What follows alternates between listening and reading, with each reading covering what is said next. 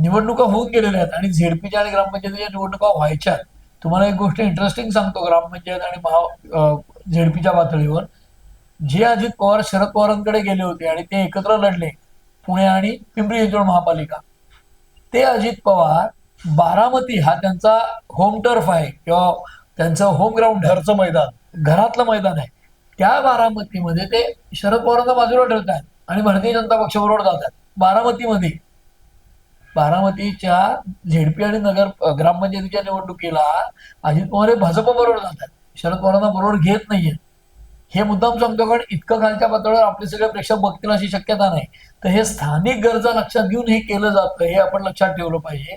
आणि दुसरीकडे महत्वाचं असं की पुणे जिल्ह्यामध्ये अनेक ठिकाणी शरद पवारांच्या लोकांना यायचं असेल तर तुम्ही घड्याळ चिन्ह घेऊन या, असं अजित पवार सांगतात सोलापूरमध्ये त्यांनी सांगितलं अनेक ठिकाणी. त्यामुळे आता एकनाथ शिंदे याच्यावरनं काही कुरबुर करतील अशी जी शक्यता माध्यमातून येत होती, तर कारण त्यांच्या काही नेत्यांनी हे विधान केलं होतं की आम्हाला मुंबईत महापौरपद हवं. त्याच्यावर पूर्णपणे क्लॅरिफाय केलं किंवा त्याचं पूर्ण स्पष्टीकरण काल एकनाथ शिंदेंनी केलं आणि त्यांच्या म्हणण्यानुसार त्यांनी सांगितलं की महायुतीचाच महापौर मुंबईत होईल. आता हे उघड आहे की भारतीय जनता पक्षाचा होणार आहे. आणि जसं निवडणुकीच्या काळात अजित पवारांनी खूप टीका केली भाजपच्या नेत्यांवर, मग फार अगदी सुंदोपसुंदीच म्हणावं असं झालं की बावनकुळे बोलले, प्रदेशाध्यक्ष रवींद्र चव्हाण बोलले, लांडगे बोलले पिंपरी मधले, आणि अजित पवार टोकाचं बोलले. त्या सगळ्यावर शेवटचं विधान केलं ते फडणवीसांनी की खूप मागे जावं लागेल आणि अजून केसेस ओपन आहेत. ती धमकीच होती अजित पवारांना.